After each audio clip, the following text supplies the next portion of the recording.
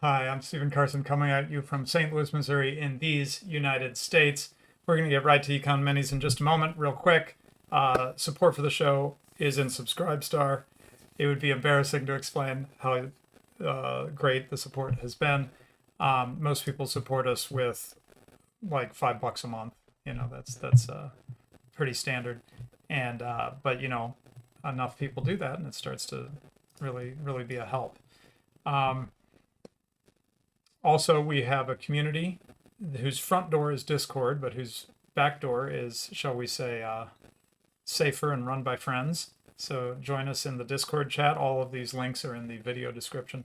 And we have a public Bitcoin wallet that people sometimes anonymously throw things into to keep themselves anonymous, I guess, or well, pseudonymous with Bitcoin. One thing I want to say before I bring on the others is we did a stream on Saturday, kind of threw it together at the last minute. So I think I did mention it last week, but we did do it. So I just wanted to share the link right now in case you missed it. I thought it was really good, and I'm happy. I'm free to say that because it was mostly my wife. It's called "The Power of Submission." So it's really addressing this egalitarian issue that we got into on the show last week, and but in a much more personal way, and addressing the area where egalitarianism is in some ways I feel like it started, which is within marriage. So spicy, controversial stuff, but I think you'll find we had meaty things to say in there, even if you disagree. People were finding it an interesting conversation. Okay, so a little awkward here, but we should have Mr. Turnipseed, but I don't know where he is. So there's a blank space where we long for him to be, but we do have Black Horse. Hello, sir. How are you doing? Very good. Thanks so much for joining after you spontaneously jumped into Cigar Stream yesterday, right? Yeah, I never thought that I would be representing traditional Christian sexual morality in front of like hundreds of people, but you Right. know, I suppose there are worse things to stand for. Yeah, if you check out the cigar stream yesterday, folks, if you're getting curious about what he's talking about, it was academic agent wanting to talk about some things that the famous, infamous Bronze Age pervert had said. And so he had Charlemagne and Black Horse on to talk about that. And it was pretty interesting. I haven't caught all of it, but okay. Let's see. Let's get right to it then. Just checking one more thing. Okay, yeah. Okay, so let's get right to it. So the theme is recession, but as you'll see, we're going to sort of segue a little bit from our topic of the last time we did Econ Minis, which was titled "Will Europe Starve?" And in some ways, we're going to cover some things that would have fit better in that show. But that's all right. I like introducing a theme and then following it up with more, fleshing it out more as we go. And so here, let's start though with the energy markets. Um, didn't do that quite right. Anyway, okay. So first of all, Black Horse, we have crude oil futures. Let me just set the stage for everybody. This chart starts in September of last year, and I see a local low just within the period that we're looking at that looks like it's October or something at what would this be, $40, whatever the unit is for oil futures a barrel, I guess. Yeah, $40 Yeah, a barrel. $40 a barrel, and then you could ignore some uh, bits and bobs and almost draw a line from there to where we are now, starting in October of last year and getting up to $113 a barrel, which is, let's see, 80, going towards 300% increase in a little over half a year. So, like, first of all, Well, wow. that's October 2021, so we're at like a year and a half. October 2021. No. To Because a oh no, year no, you're ago, right. yeah, a year Sorry, ago would October be June 2020. 2020. That's right. This That is it's October October 2021. 2020 at the B at $40 is October 2020. You see Oh, I'm sorry. September I'm and then misreading it. 2021. I'm misreading it. Okay, sorry. Got it. October 2020 is that low point. Sorry, I'm misreading the x-axis. Okay, October 2020. Okay, so you could draw a line that takes us from $40 to 113 over the course of, yeah, like you said, about a year and a half. Um, One thing to note, we'll be hitting on this again, is that uh, that means that we can't fully explain this by events that happened more recently, like say Russia invading Ukraine, right? Um, Yeah, so the $40 low is of course like the culmination of the decline in transportation that went on during the COVID restriction era. And then you have this what's interesting here is that the geopolitical events that are often used to discuss the energy markets here don't really touch the trend line at all. They create some localized volatility in the spring of 2021, but if you look at the trend line, it's unbroken. Yeah, and I do want to be fair here for a moment. I'm usually not very fair to the media, but just a fair point. Tell me if you think I'm being too fair. Yes, they always seem to have some kind of agenda and a talking point that they're pushing for some reason that usually has something to do with helping the regime and not helping us. Um, but from a media point of view, it seems like they just like connecting things to something people have heard about. You know what I mean? Yeah, I mean, Like you'll this hear this this story trend is all the happening. time. This trend is happening because of this thing we were just talking about yesterday. There seems to be Yeah, a trap they fall into there, right? yeah, I mean, if you watch the business news, it's all people rationalizing changes in stock prices. Uh, People who didn't predict the change in stock price as a consequence of the event and are now backwards rationalizing it because of said event. Right, right. Yeah, and not necessarily being very careful like what we're trying to do here and say, okay, right, but how long has this been going on? And if it's been going on for much longer than the event you just talked about, well, that's not a not a great causation story, is it? Yeah, so it's hard to identify. I mean, all market stories are supply and demand stories, but Hmm. it's hard to identify psychologically what's driving incremental buyers and what's driving incremental sellers.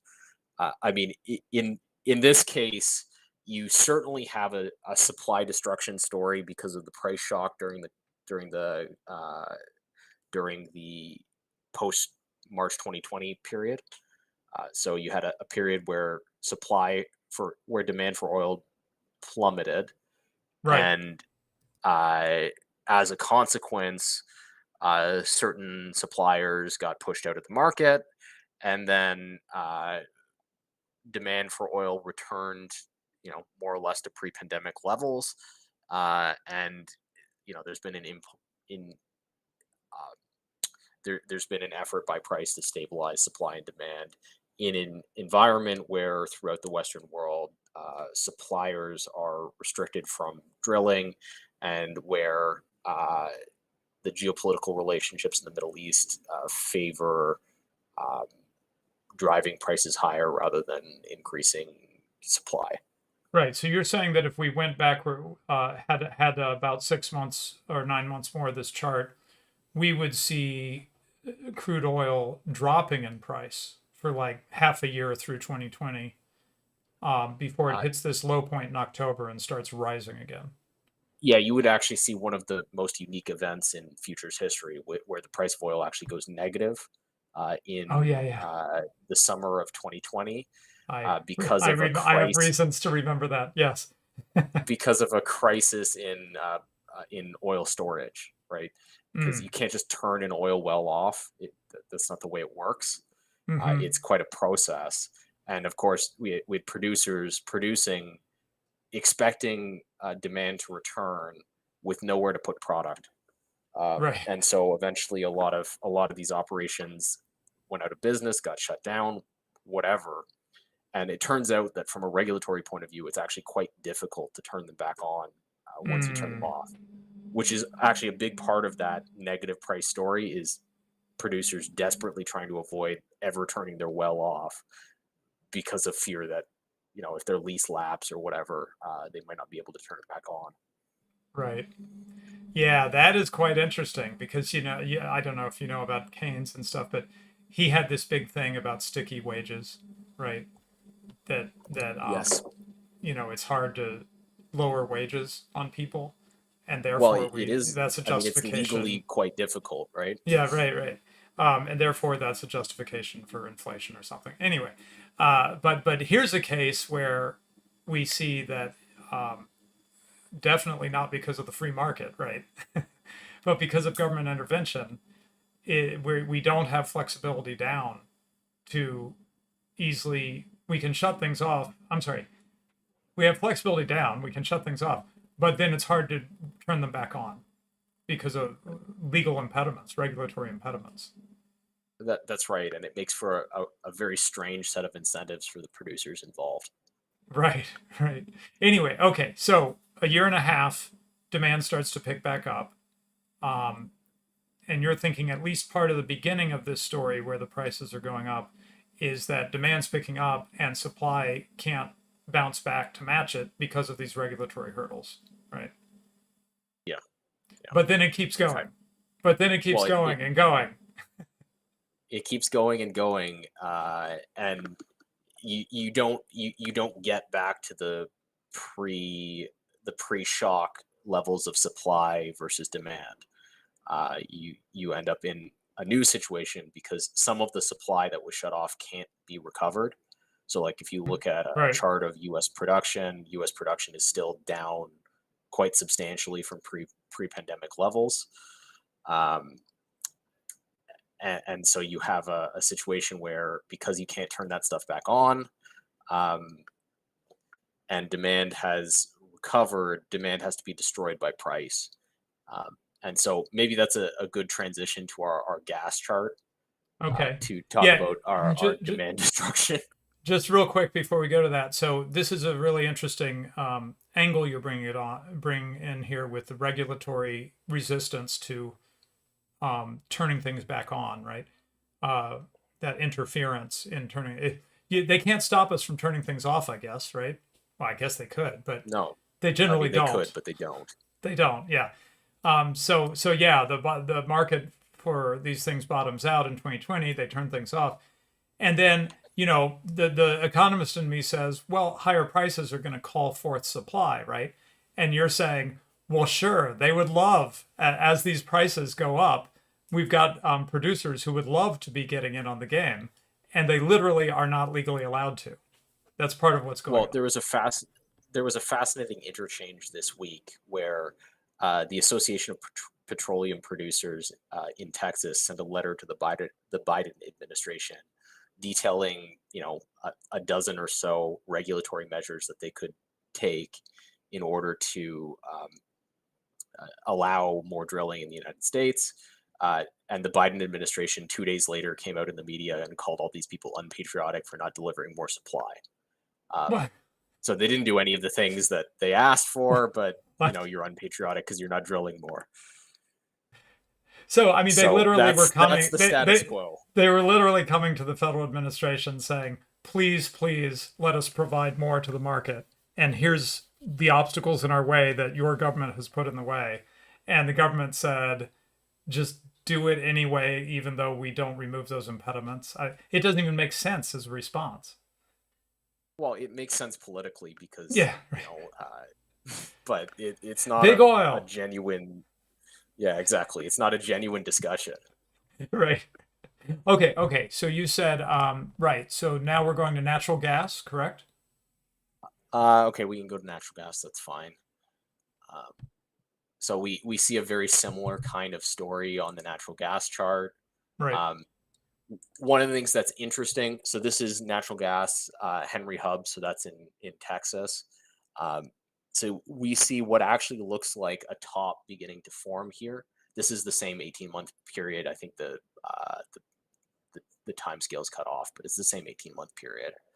Um, and you see a little bit more volatility here, and you see a lot of volatility uh, very recently in what looks to be a topping trend. So um, it looks like going from $2 to $9 has finally called forth enough supply to start to see an abatement in the price increases. Mm-hmm. So Yeah, so you're just experience tells you. I mean, to me, it doesn't look obvious that it's topped out, but experience tells well, you I'm that. not saying it's topped out, but it doesn't. It looks like the rate of increase here is at least moderating. Oh, okay, right, Right. right. So generally, what you want to when you see those candles are how much the price has changed in the course of a week. So you're Mm-hmm. seeing those really large candles there where there have been big price changes back and forth. Generally, that's a sign of a market that is that where the fundamentals of supply and demand here are closer to balance, and there's more like financial reasons for price changes. Mm-hmm. So, Okay. like when a futures market is closely in balance, trading matters a lot. And when a futures market is really out of balance in the supply and demand inside, people who actually want to have the product delivered tend to dominate the interchange for price. Mm, okay. I think I follow. It's one-sided in a sense, Yeah, on the way up, and then it ends up being more of a negotiation as you level out, something like that. yeah, typically. Right. Okay, and again, I guess now natural gas actually doesn't tell that same story that the first did of just, like where I could just draw a line from a year and a half ago to now. It isn't shaped quite like that, right? It's a little more flat at first until, what would that be? Um, let's see, trying to use my That's imagination. A year ago, so that say? yeah, that's about a year ago. So you Right. see the start of the second parabola leading up to the conflict in Eastern Europe. Mm-hmm. So you have two. Natural gas is a little bit more flexible on the supply side because it's so absurdly abundant in North America, Ah, I um, see. Okay. and so uh, there's a lot of different sources for supply for natural gas. Okay, so what we're seeing where it's relatively flat at first through. Oh, there's Ryan. Hi, Ryan. Um, Hello. can we hear you, Ryan? Speak. Check. Hello. Test. Uh Check. oh, not getting him. Mm. I can hear him. You can hear him. Oh, okay. Give me a sec. I'm going to rejoin. There we go.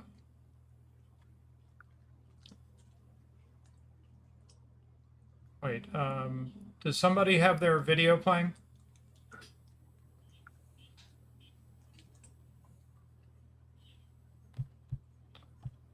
Great. Sorry. Give me just a sec, guys. I'm getting a Okay, well, It's like I'm while hearing someone Radlib play sorts the that stream. out, I Yeah. mean, we're looking at a dual parabola here on the chart. So we have a situation, the demand for natural gas appears to decline in the post 2020 period at in sort of in a similar way to the demand for oil, and then you have a recovery in price at a that actually takes a little bit longer than the recovery in price in oil, and partly because you didn't have as extreme a shock because there wasn't the same storage problem that there was for oil, and then you have a parabola here that starts again in January of 2022 uh, and has more correlation to the geopolitical events in Eastern Europe.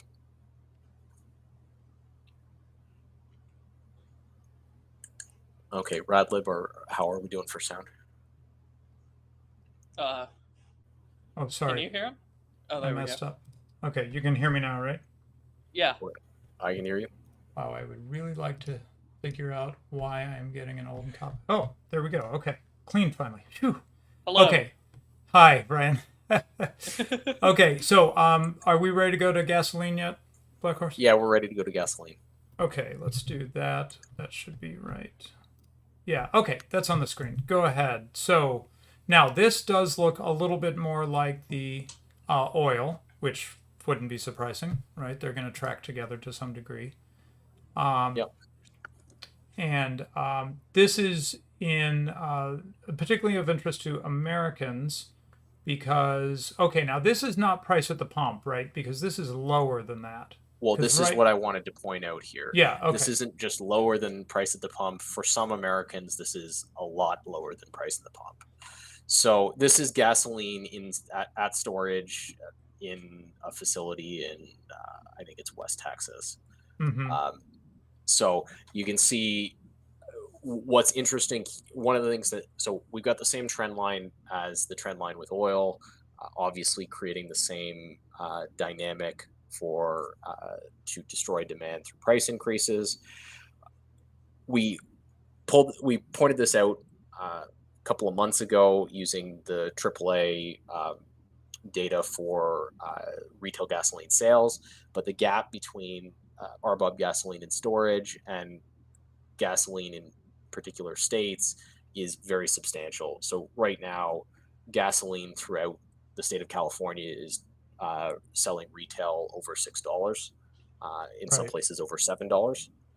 yep, So the gap between this and what you're seeing in states, you would think that would be transportation, but if you actually look at the AAA map for gasoline prices, you'll see that all through Middle America, in places that it's quite inconvenient to get gasoline to, uh, gas prices are tracking, somewhere on the order of $1 more than gasoline in storage. So right, somewhere in the mid fours, and then you have two groups of states on the east and west coast where it's like $2, $2 to $3 more expensive than that. And there's no logical reason for this, and this is just taxation.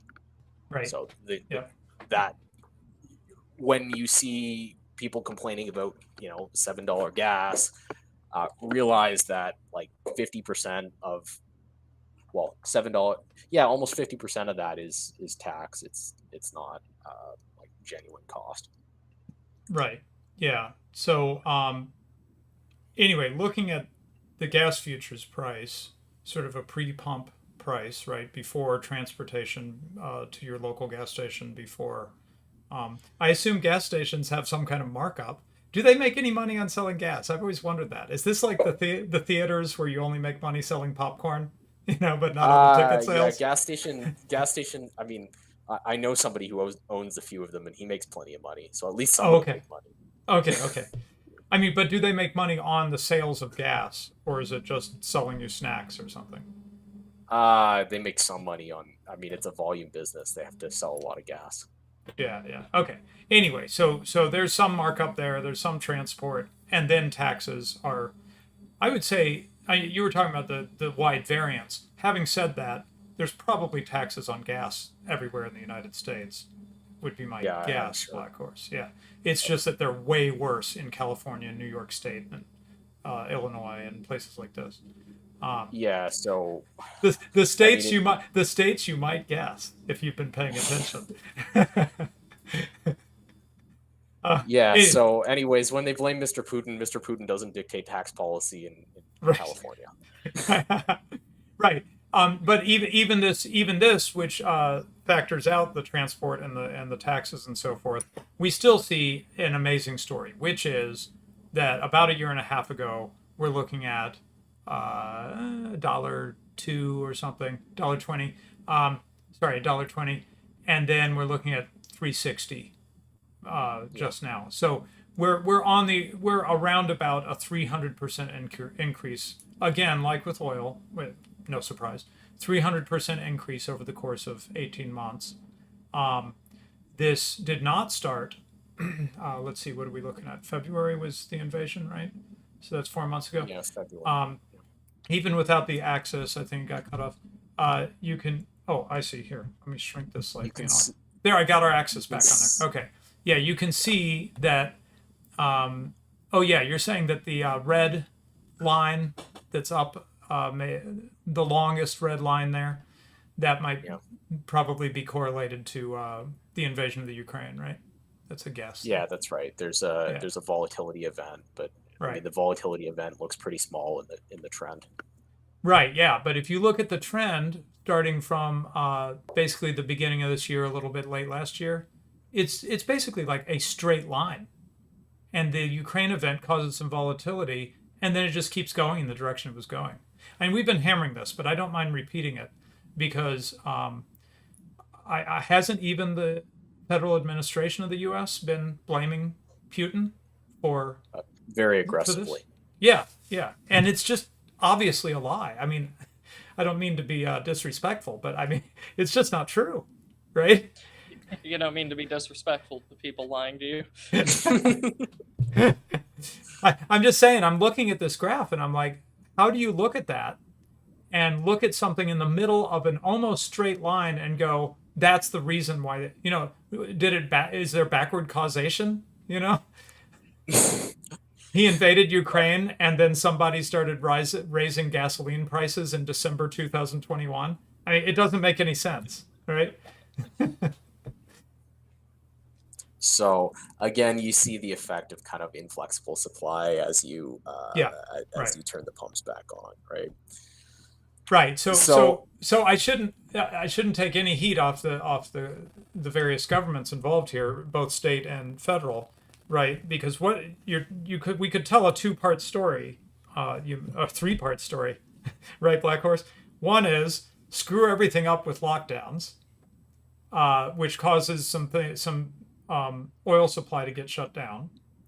Then, because of burdensome part two, because of burdensome regulation, when demand starts picking up again after lockdowns ease off or whatever, normal activity starts to resume, um, they can't because of government regulation. Um, and then what was the Right. part three I was going to say? Sorry, I was heading to part and then three. part three is blame Russia. Yeah, part three. So, um, I missed the first part of this, so forgive me if you already touched on. I didn't get the note that we were starting half an hour early. Um, my family works in oil companies, and a Oh, lot of what they're seeing in there right now is that a lot of the old refineries that you see along the Gulf, especially in I believe Louisiana and that sort of territory, are closing down because they've been overtaxed. Lockdowns have been way too harsh on them. Regulations are bearing down upon them, and you can just write a list a mile long as to why that might happen. And the big thing about that is it's much harder to start them back up because you have a lot of that's what he grandfather was saying. clauses. Yeah. Yeah, you have a lot of grandfather clauses, especially with environmental regulation, that prevent basically any old refinery from being started back up Well, again. that's right. Oh, I didn't. The green energy policies all work like a boa constrictor. Anytime you Exactly. turn something off, you can't turn it back on. Oh, see, Right. I So, misunderstood. Okay, this is very helpful, Ryan, because what I was hearing from Black Horse originally was you turn it off, you turn off your oil oil pump or whatever it's called, and then you have to go through like paperwork again. But you're saying no, no, no. You turn it off, and literally you're not grandfathered anymore, and they won't let you turn it back on. It doesn't matter how much paperwork you do. unless you meet their unrealistic expectations for environmental policy, yeah. Well, you have So, to succeed in getting back through the EPA, right? right. So And sometimes getting Got it. back through the EPA is a matter of paperwork, and sometimes it's a matter of not going to happen. and for these old refineries, getting through the EPA after shutting one down would be a matter of just completely refitting the whole refinery, which is out of the question. So, Right. whenever Well, you hear I mean, stories that if oil goes to 200 a barrel, it might not be out of the question anymore, right? right, yeah, yeah, if you make such a gigantic problem that it solves your original problem, but just makes everything worse for everyone, I guess that is a possibility. So, So, when you hear that these companies are just talking about shutting down entire refineries, that's a very big announcement, and it might also be contributing to what you're seeing in this graph here.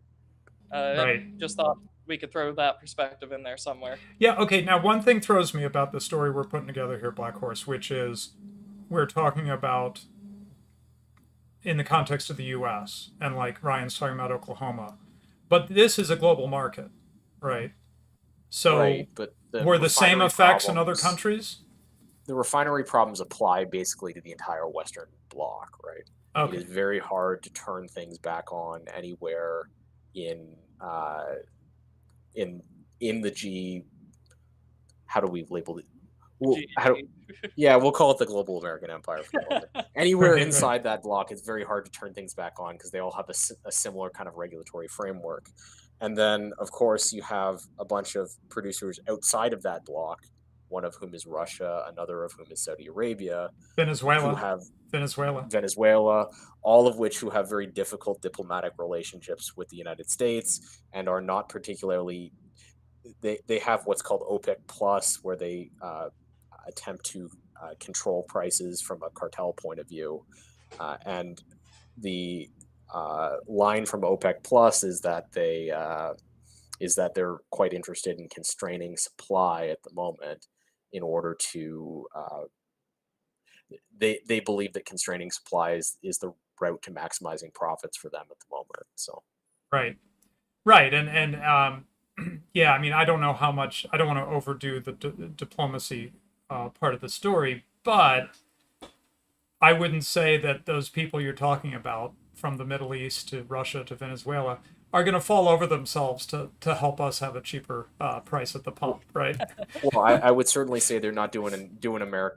They're not doing the American president any favors. Let's put it that way. Right. Yeah. Why would they?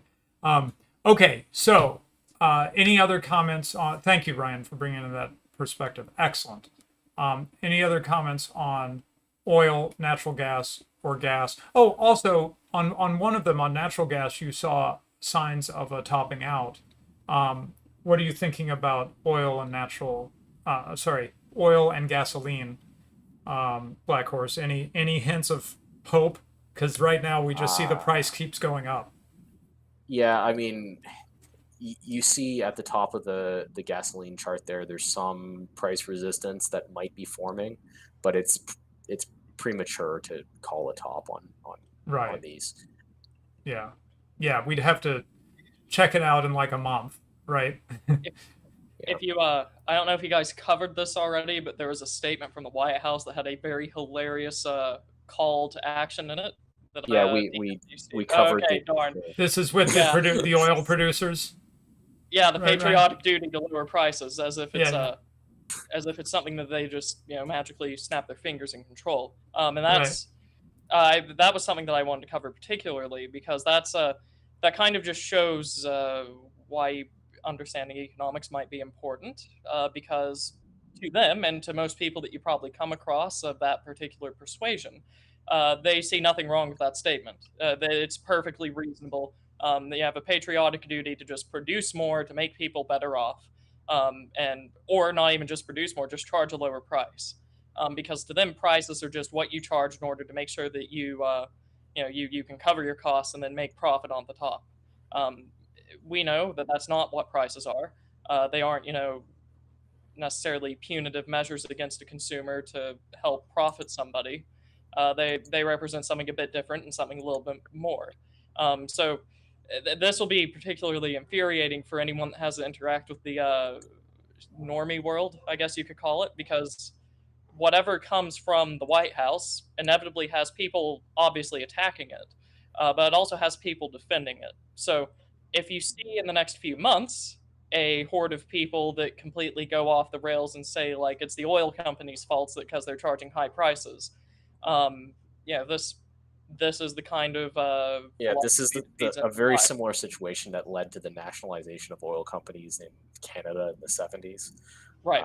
So, you know, there's a very dangerous history to this rhetoric. So, So, I'm not usually one to say, just argue with normal people or whatnot, but this might be a area where you, the viewer, can push back on some of this rhetoric, at least with people that you know, because, well, obviously you watch the show, presumably you know what prices actually are, and the more sort of vocal pushback that you have in your community, a lot harder it will be to just completely fall unopposed for I would presume, honestly, it would be local governments intervening before the federal government does, because that just sounds like a nightmare. Yeah. I've been yeah, thinking more and more about this thing of the hard structure of reality, Ryan, Hmm. and how for some people that they kind of don't see that hard structure. I mean, if you ask them, they might say, "Oh yeah, sure there is," but if Right. I explain what I meant by that, but in practice, what they don't seem to see that they just see human will. Right. And they're like, Exactly. if this isn't happening, it's because you're not willing it hard enough, Right. right? Hey, So, but go ahead, Ren. anyways, that was the only reason I wanted to bring that up because rhetoric is a powerful tool, as is just memes, and that's not memes as in funny jokes online. It just uh, mimetic ideas that just pass around and people just passively accept them as if they're just completely true. Uh, you know, so this Yeah, is well, an important. It's an important rhetoric twist that's just kind of been thrown out into the public. we'll follow what happens here. Uh, Radlib, you want to move on to the next story? Yeah. So, as I mentioned, I wanted to do something that Mickey suggested. Really nice follow up, I think, to our Will Europe Starve, and that is to drive home a point that Americans. This is for the Americans in our audience. Presumably, Europeans know this. I guess I don't know. Do you think Europeans and Canadians know this, Black Horse? Canadians do. Canadians do. Okay. Um, and that is that Americans are rich. You probably kind of knew that, but you may not have realized that Europeans are not as rich and Canadians are not as rich. In fact, unfortunately, I don't know if Canada is in this list. We'll see. But I don't think it is. But Ryan drives home this point by breaking the U.S. down into states. And he says these U.S. states have higher incomes than nearly every European country. Now, I'm going to jump to the takeaway really quick here, but just most of the article is basically explaining his methodology. And he says things like, okay, one complaint people give when these sorts of comparisons are made is that that's not fair because a number of European countries have extensive welfare states. You need to take into account income that people have coming from the social welfare state. So they came up with this measure called median disposable income. And disposable income includes cash benefits from welfare programs. That is, we're just literally trying to look at how much money do people have, right? Regardless of how they got it, because we're just sort of looking at individual well-being. And then he goes through a lot of that. And then the other thing is he does price parity. Are you able to explain the price parity thing? Purchase price parity? Purchasing power parity. So what they're Yeah. looking at is, in addition to the issue of how much income people have in real terms in different countries, the prices for like staple goods are quite different in different regions for a whole variety of reasons. So what they've done is they've adjusted the dollars to reflect how the cost of a basket of staple goods, typically consumer staples that can be purchased for X number of dollars. So, for example, staple like consumer goods tend to be more expensive in Canada. So you have to the dollars that we earn are worth less in a purchasing power parity game than dollars are worth in Middle America. Got it. Right. Yeah, I mean, Americans would be very familiar with the fact that New York or Manhattan is really expensive, right? So you look at Yeah, the average and income other in states. Alabama and imagine trying to live in Manhattan, and it just seems like insane. Like, how could you ever, you could not survive on an Alabama income. Well, that's true, but incomes are different in Manhattan versus what they are in Alabama. Cost of living are different, and that's kind of what they're trying to adjust for with PPP, right? Yep. Okay, so there's a whole article explaining all this. Let me get to the rub here, and hopefully, yeah, it's not too hard to see. I'm gonna expand it slightly and move it above my head as much as I can. Okay, so I'll scroll slowly. So this is U.S. states compared to OECD countries, adjusted for regional price parities in the U.S. So Luxembourg and Switzerland are the top, but they're also quite small and sort of special cases. Worth just a quick plug, as Hoppe points out, being small is not necessarily terrible. Everybody assumes that small is bad for some reason because of centuries of propaganda, I guess. But here we see Luxembourg and Switzerland are almost like micro countries, and Luxembourg in particular, and they're doing quite well for their people. So point of, would it be so bad if we were a lot of smaller entities instead of a gigantic United States? Maybe not.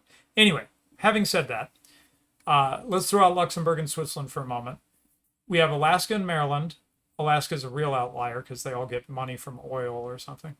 I know they get money handed to them from oil every year, oil profits. So Alaska, Maryland. Then you see Norway, okay, and then we're going to keep going for a while. I'll just reel them off. So this is average, disposable income, median disposable income. There's a reason it's median, as Ryan McMacken explains in the article.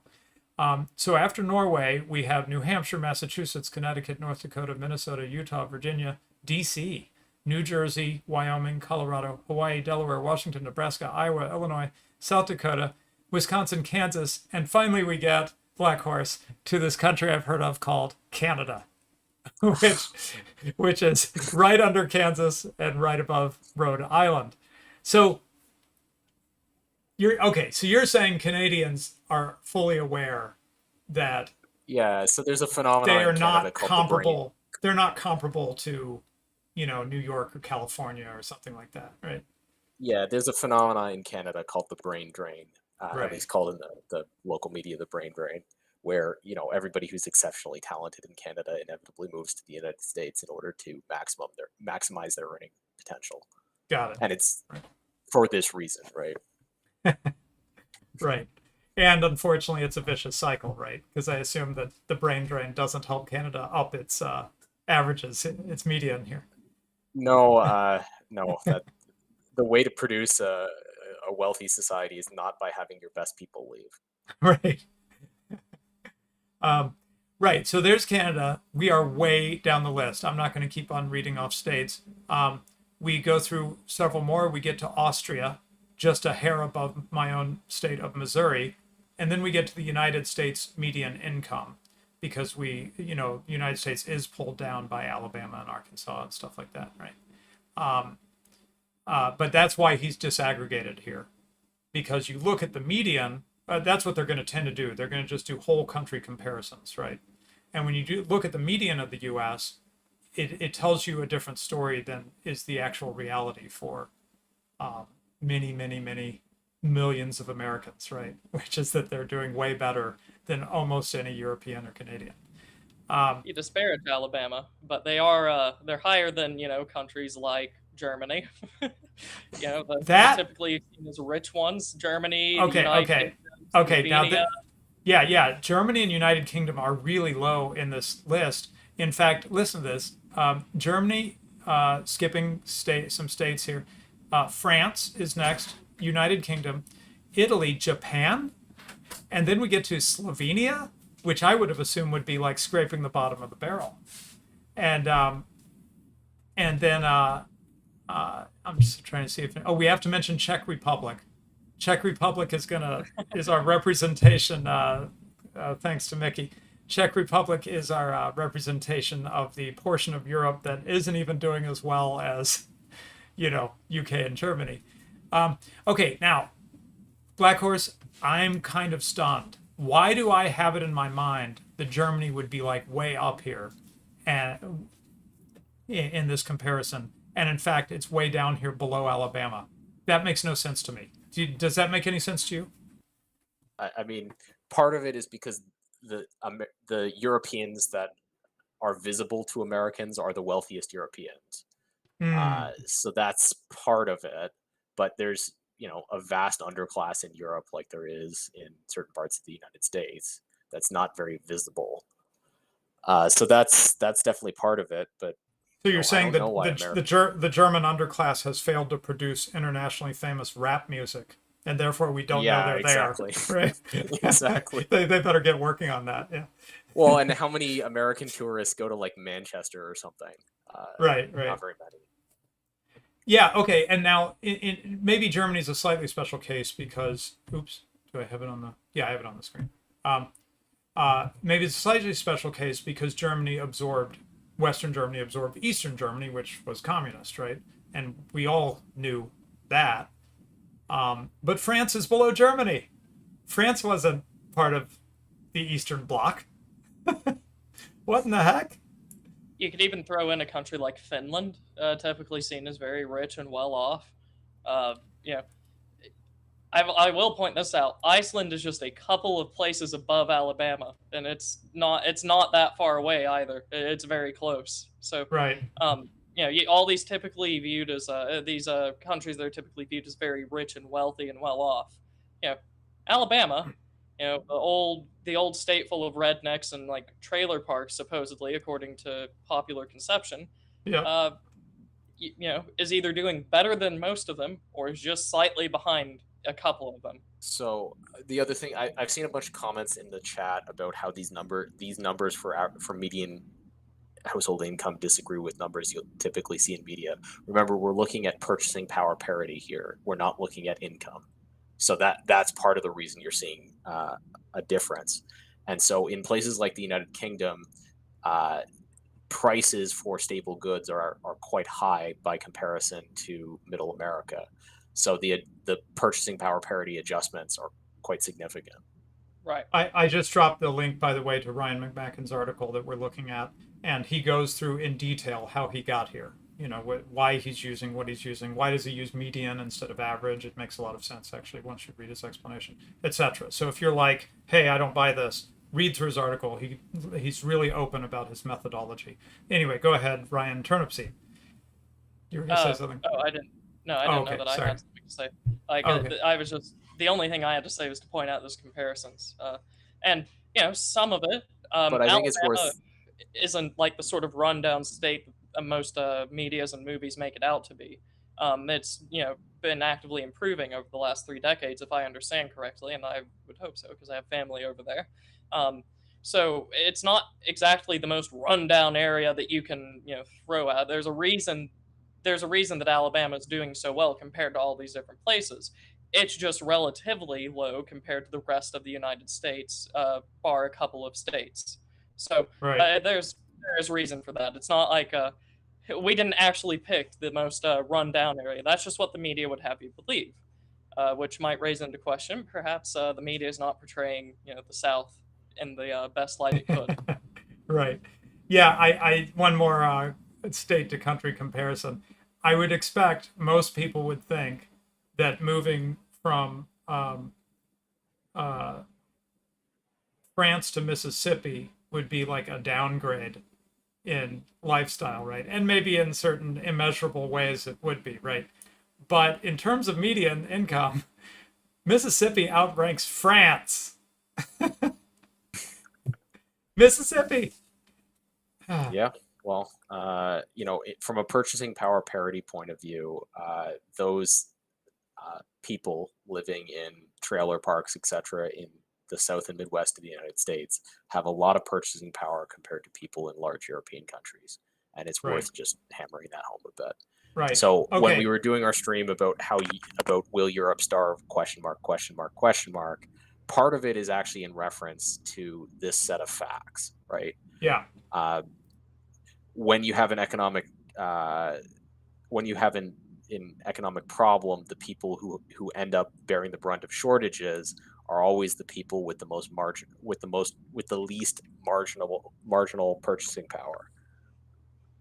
Well, I look forward, Black Horse, to returning the favor from when Canadians were, making alcohol and it was getting run over into the U.S. Maybe we'll get to run some food up north of the border to help feed you guys.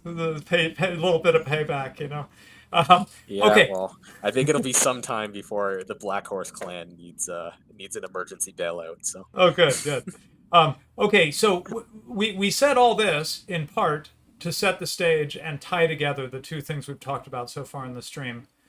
We were showing the rise in energy, essential energy commodities, from a U.S. point of view. And before you see the comparison, which is what we're going to show you next, between the U.S.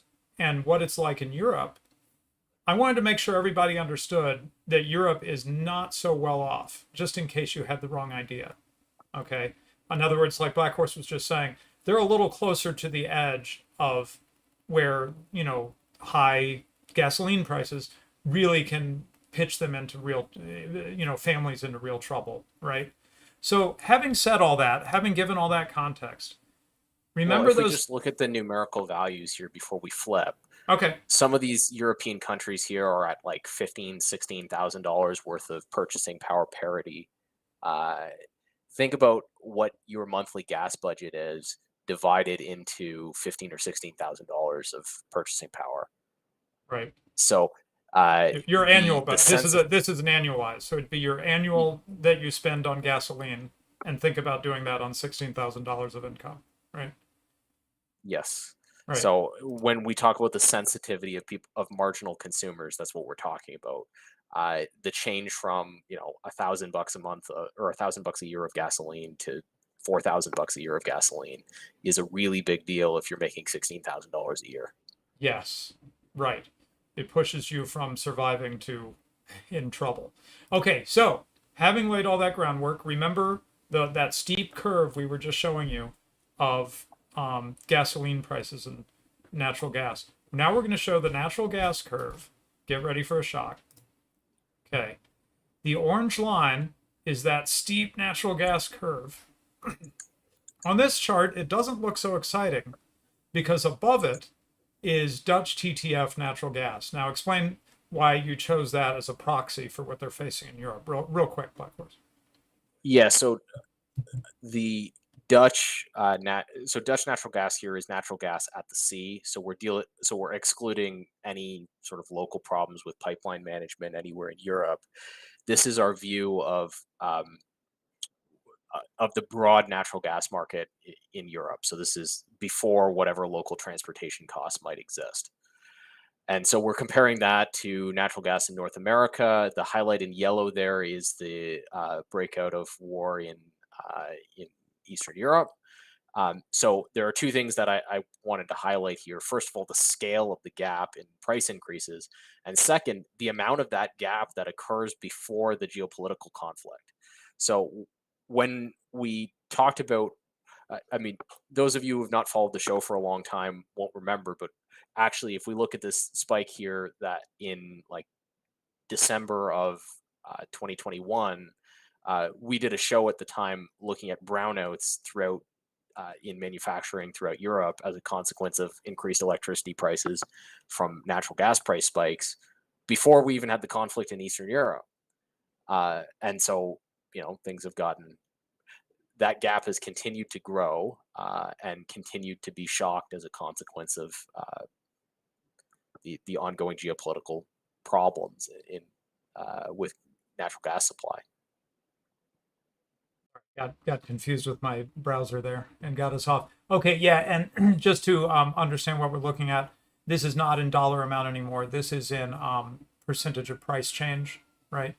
Yeah, the reason it's in percentage of price change is twofold. First of all, natural gas at the sea in the Netherlands is always going to carry a premium versus natural gas in Henry Hub storage, because most of the natural gas that got to the sea in the Netherlands, like the overwhelming majority, came from somewhere. So there's a shipping cost element before you get there. So that shipping cost should have been similar in 2020, like late 2020 when this starts, to where it is now, but obviously it's not. So that's one issue, and the other issue is natural gas in Europe is typically quoted differently from a pricing point of view. So you see, Right. The units wouldn't match up, but we can just look at price increase given whatever the units are, right? So they're showing natural gas as a 200% increase here for the US and a nearly 700% increase over this 18-month period, right? Did I cut off the axis again? Sorry. That's right, a 700% increase over the 18-month period, with brief shocks towards 1,500%. Towards 1,500%. Oh wow. Okay. And well, and that brief shock, that was Russia in the Ukraine. That's correct. That went up that high. Yeah. Yeah, but anyway, it's worth noting there's a brief shock before that ever happens, right? Yeah, so that's true. It's a very sensitive infrastructure. Yeah. So it's a very, very sensitive infrastructure. So think of our poor friends in Europe. Mickey, in fact, just sent a super chat. Important thing to mention: gas is more expensive in Europe than in the USA. Californian prices are on the lower side for Europe, and of course they're much worse now. So Sounds like hell. so it's like there's two things happening here, right? Or there's two things to keep in mind. There's less disposable income for Europeans on the one hand than we have in the US. And then the rise in energy prices, like with natural gas, is far worse for them than what we're seeing right now. So imagine the pain that you're feeling because of the high prices of gas at the pump or whatever. And I don't know how to multiply it, Black Horse, but you know, multiply times 5 or something. You know, it's going to be a lot more painful for our European friends than it is for Americans. So, wow. I mean, I don't know. We'll see what happens, Black Horse. But I have wondered, and Prudentialist has hinted at this a little. How much turmoil do we see because of this sort of stuff? In places where they are really feeling it, you know, do we see rioting and, you know, because of high food prices, high gas prices? I don't know. Yeah, I don't know whether we'll see winter of discontent type stuff. We'll Right. have to keep an eye on the story. Right. Okay, then. Oh wow, we got to keep rocking because there's two more things we wanted to touch on to give a picture as we think about: are we in a recession? Are we going into a recession? Yeah. By the way, Black Horse asked me, well, what is the Austrian definition of a recession anyway? My understanding is it's just a general downturn, as opposed to say a sector specific or a region specific. Right. So something that would not be a recession is that New Orleans gets a hurricane, and you know they're experiencing high prices and all kinds of problems because they had a natural disaster. That's not a recession. That's a natural disaster. When your entire country is experiencing a decline in standard of living and in production and everything, that's what a recession looks like, right? Right. In order to make it meaningful, you have to calculate it or reckon it without using GDP, which is what a lot of the mainstream will use. Yeah, well, the official definition of a recession is 2 consecutive quarters of negative real GDP growth. Right. So we have 1 consecutive quarter now, and we have much consternation that we might have a second. Oh, so even by their quarter. even by their definition, we could be calling it a recession soon. But Yeah, from the reason beyond you the see it in the go ahead. the reason you see it in the media is because in the next month you're going to see Q2 GDP come out, and we may be in an official recession at that point. Got Right. The big fancy GDP line went down 2 quarters in a row, and that means that everyone needs to start tightening their belt and panicking and raising interest rates, assuming that you have people that follow the orthodoxy. Well, recession is actually usually a reason to lower interest rates, right? You raise interest rates for inflation, you lower it for poor economic growth. That's You that's their anyway, theory. you get the terrible course that I had to take. You get 2 things where you can either lower it and get one downside, and I forget if it was unemployment or inflation. It's inflation if you lower it. It's Right. unemployment So, if you raise it. by their standards, anyways. So you can see what your overlords will try to do by their own reckoning. What it actually translates to in reality is usually something entirely different. Which all of this is mostly to me, noise, just because it's all centered on GDP, and hopefully most of you might know GDP isn't necessarily the best indicator for how well people are doing. Right. Yeah, so I'm tempted to say we're in a recession right now, but I'd have to study a few more things before I'd call it. Okay, let's turn to something that's interesting. Now, I'm always hearing, Black Horse, about the inverted yield curve, and that it's something people watch for as an indicator of a downturn, I guess, right?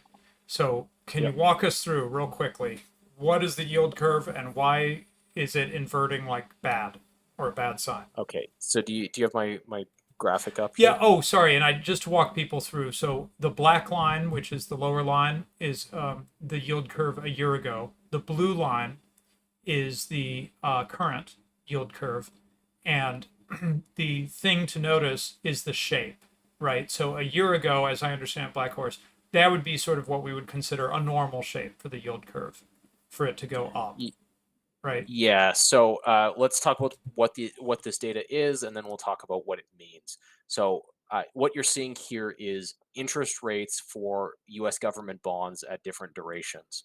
So on the left-hand side, you have 1 month bonds, and all the way on the right-hand side, you have 30-year bonds.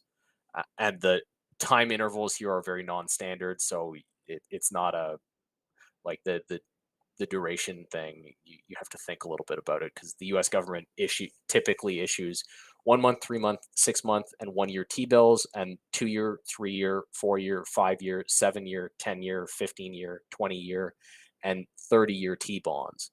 Mostly 10 year, 30 year, 3 year, 1 year, and short-term paper. So that's why you have those data points there. So the little the data points that are highlighted are actual bond issues where you can actually measure price, and the part that's line drawn in is that's data that they've approximated in. It's not real data. Yeah, right. Now the classical uh, function, the classical reading of a yield curve is that a yield curve represents expectations for rates of return on economic opportunities in the broad market. So a yield curve which is sloped. So if you might imagine an environment where people anticipate uh, that the opportunities that they'll have in the future are exactly identical to the opportunities they'll have today in terms of economic potential, and there is no inflation, you would expect in that instance to have a slightly upturned yield curve because you would because locking in for 10 years or 30 years still has a cost in terms of flexibility with your money that recycling 1 month investments doesn't have. Right.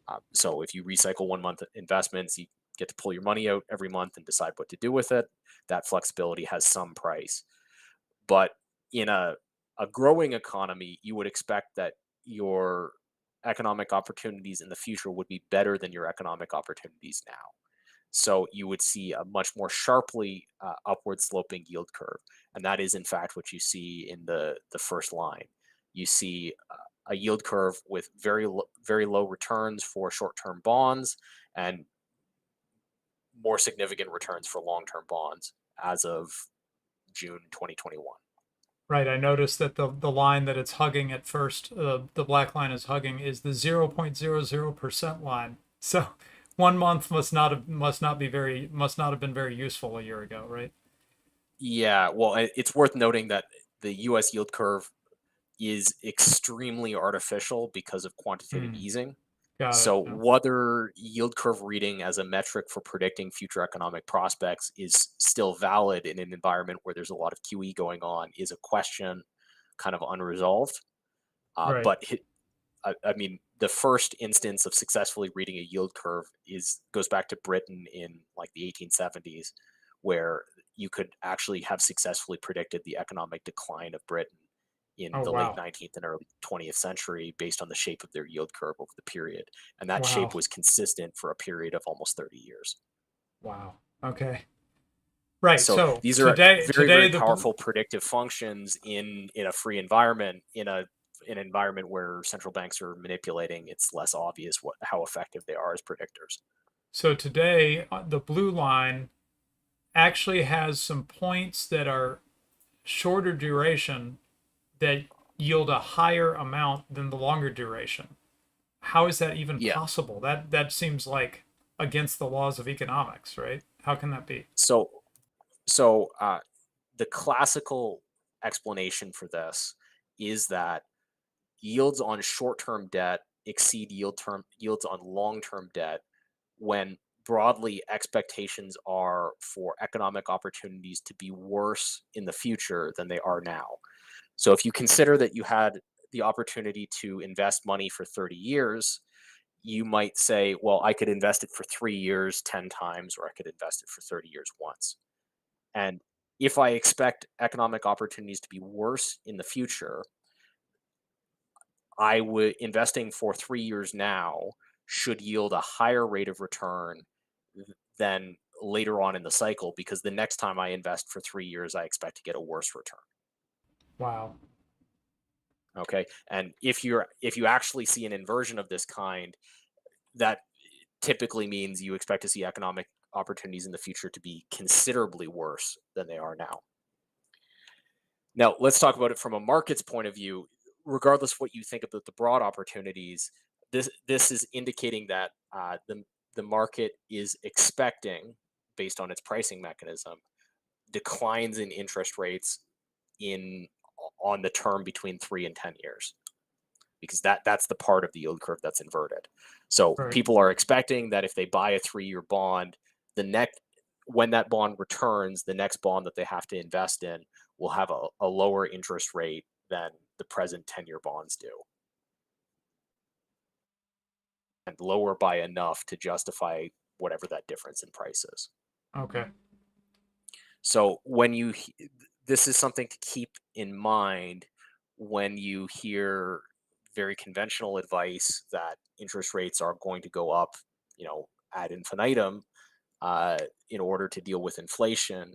Well, the yield curve is telling you a different story. The yield curve is telling you that interest rates are going to stop going up uh, in the 3 to 5 year term because of, whatever. I mean, you can make whatever rationalization you want, but typically the rationalization would be because of reduced economic growth. Right. So to really dumb it down, when the yield curve inverts, that means there is pessimism about the long term That's right. It's a economically. pessimistic sign for the long-term economic prospects, and it's a sign that the market anticipates that interest rates will be lower as a consequence of that negative economic outlook. Right. And the reason why you might want to pay attention to something like this, it can sound a little abstruse, right? But the point is, it's revealed preference, right? That is, if they're wrong about their pessimism, then they're passing up opportunities, long-term opportunities here, right? They're That's they're right. they're they're leaving money on the table, right? You're looking at the consensus of the people who make the bond market. The U.S. bond market is the the most heavily traded and most influential market in the world.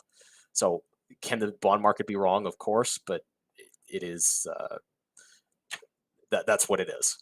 There's a lot, yeah. There's a lot of people who have a great interest in getting it right, skin in the game for getting it right. Let's put it that way, Yeah. right?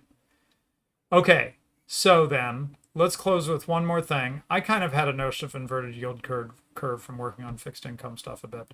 This last thing, starting from nothing.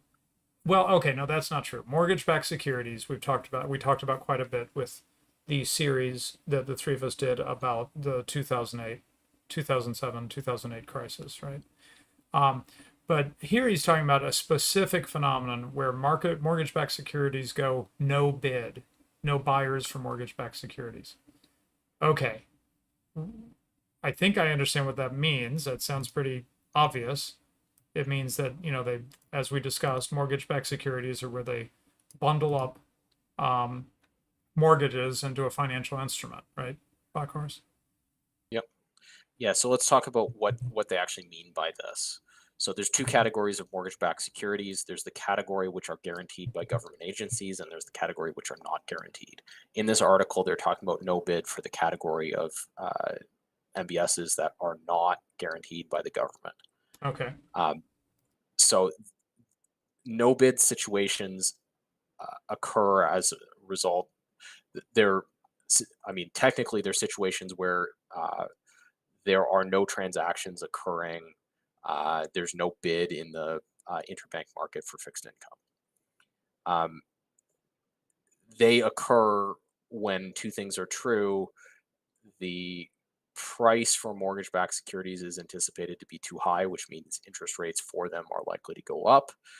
And there is significant uncertainty as to how much interest rates for these securities are likely to go up.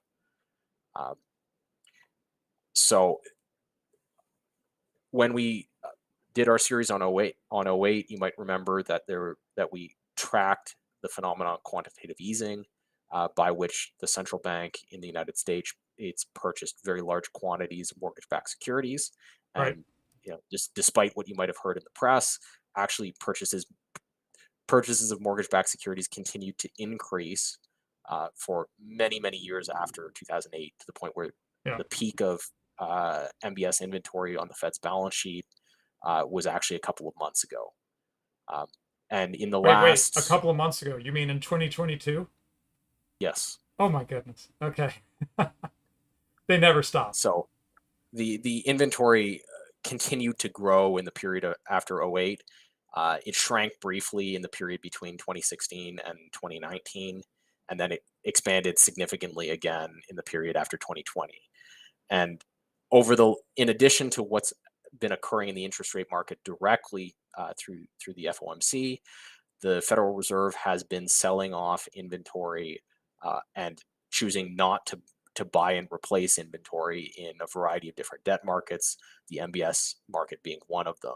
So the withdrawal of the Fed bid for mortgage-backed securities is a huge part of the no bid story in the non-government guaranteed MBS market. So this guy is saying and he tries to give some historical examples. You thought some of them were dodgy, but he says that when you get to this point where MBSs go no bid, it's, I guess, a bad sign, right? Yeah, it's a sign that interest rates on non-backstop mortgages are going up, and they're going up by an uncertain amount, and that's never a you know that's a situation which has presaged several financial crises in the past. So what was unique about '08 is government guaranteed MBSs went no bid, but there have been several other times when MBSs have gone no bid. For context, it's actually not uncommon for there to be no liquidity in specific products in the bond market, but it is a little unusual in the mortgage-backed securities market. And every time that it's happened before a very significant change in the interest rate markets. Got it. Okay. So again, like the inverted yield curve, it doesn't always tell us what's going to happen, but there's a set of indicators that financial markets watchers watch, right? And Yeah, and this would be enough of one of them, and this is enough a of them, really bad sign. yeah, enough of the flags go up, and hold on to your hat, right? Yeah. Okay, well, we are almost out of time, um, and I think we covered most of what we wanted to cover. Let me go back to the two guest shot here. Um, Anything else? Well, we've got just a minute. We've already covered the Mickey's super chat. So, anything else you want to say, Black Horse, just in terms of as you think about, you know, whether we're in recession, whether we're going into recession, whether things are going to get worse? How about, let's put it that way, whether things are going to get worse economically? What are some of the things Yeah, factoring I into mean, your thinking? looking at this data, both the consumer price data, I think a lot of the consumer price data is being driven by the energy cost data, Mm-hmm. and looking Yep. at the interest rate data, I, I can't imagine things getting better before they get quite a bit worse. Um, so the only chart that has much hope is the North American natural gas chart, but all the other input costs look like they're continuing to accelerate at least the same rate, which means that which means that staple costs that people live with day in day out look like they're continuing to accelerate, including staple costs like mortgage interest rates. Um, and the yield curve no bid situation in the MBS market, these all presage uh, a pretty negative outlook for economic growth in the immediate future. Yeah, and I guess one of the things I really learned today, because what do you learn in economics? You learn that the market is pretty good at adjusting, even a pretty hobbled market. It's pretty good at adjusting to new situations, and prices go up for a while, and it gets a little scary, and it's like, oh, they're going to go up forever, and they usually don't. Usually, the high prices calls forth new supply and so forth. The thing I was really am walking away with today is, yeah, well, what if the prices go up and the government basically stops the supply from responding to the higher prices? Right? Right. Yeah, that's what Wow. adds in a lot of anxiety. Yeah, Uh, so you're ending up in kind of an artificial there's a microeconomics term for the constrained supply situation, um, inelastic supply market, Uh-huh. which is Right. why you're going to have to see, as a consequence, you're going to have to see a lot of price movement before you see more supply become available, I mean, the demand for oil and gas is pretty inelastic as well. So we're going to see which is less elastic. if you uh, if you go out and just talk to anyone that's been keeping up with any of this, a lot of their anxieties and fears don't come from the fact that there might be a downturn economically. It's all just like what on earth is the government going to do? And I think I talked about this on one of the previous shows. But that is a very real and terrifying threat. Is the government just going to force everyone to just be completely poor, be destitute? Are they going to completely force you away from using anything with gas? Yeah, Yeah, for I the mean, sake of we the have environment, this right? show. This show has covered a number of historic. I mean, Radlib is an expert in murders by states. Like, it's not. It's not. If the actors involved here had your best interest in heart, Right? there's lots of things that could be done to alleviate the situation. But It could be over, right? Right? Like if they had your best interest at heart and they wanted to actually make sure that you could afford all of this, there would be a lot of measures in place like immediately that would just disappear, and it would resolve itself within probably less amount of time than you would think. But they don't. They seem to be extremely malicious, and some of them are just openly malicious. Yeah. Uh, so Wait, it's wait. So that you're making the point I wanted to make, and I think Black Horse you'd agree, right? Which is that if there was a real interest on the part of, say, the U.S. federal government to ease the pain, we would have seen changes 2 years ago, a year and a half ago, a year yeah, ago. It's not like now we can go, oh, maybe now it's time for them to do something. No, no, no. They could have. There was reason to be making changes for a long time, and they're just laughing. Like the response to the oil producers, they're just laughing people out of court, right? for, that seems to be the status quo at the moment, and we'll see how long that goes on. And Yeah, if things continue like this, there's only a matter of time before a large amount of people just become a statistic. That's the right. terrifying thing. So, Okay. Well, we have absolutely Anyways, got to stop. So, so thanks. we got Go some ahead. super chats, or Nope, nope. Wait, I said I'd get you out of here on time, and I have done it. We are all thank you. ready to go. We read Mickey's out. So, okay, thanks again, Black Horse, for joining us on so many of these Econ Minis episodes. You are bringing so much to the show. And thank you, Ryan. And we are going to, I think, have a show on a weird day of the week next week because Ryan will be here, but not on Thursday. So he'll be here, and I guess I should discuss this with my wife. But we need to carve out some time to actually do a show while you're here, because that's what we thought for fun next week we'd do one while we're in the same place, which we did that before, right? Yeah. So this yeah, would we be did our that second for time. the Nashville event. Yeah. So we'll do that again just because I think it's fun. So I don't even know what we're going to talk about yet. Oh, we've got a cool idea. Do you want to hint at it? You know what I'm talking about, Uh, right? which idea? Um, uh, left wing terrorism. Okay, so there's a very forgotten era. If you ask anyone out of the last century, what era do you think is the most memorable? What decade, rather, of the 1900s do you think is the most memorable? 70s probably would be at the bottom of the list. I doubt many people would say, "Oh, I really remember 1970," or 1970 is really going to make it into the history books. Turns out there's a lot that doesn't get written down in your probably school history textbook. A lot of which would be very convenient if everyone just forgot it happened. Right. So, Yeah, but there's a longer story that we're thinking about telling over possibly more than one episode, right? So yes. yeah, So, yeah. I don't know how Uh, much you want me to hint, but that's no, once again, as is the theme with this show, we're covering things that tend to get left out of history books right. at the whims of people that would really like things to be forgotten. Yep. We want to dive down into the Orwellian memory hole and pull things out, right? So yeah, looking forward to us possibly getting started on that. Okay, thanks everybody, and talk to you later.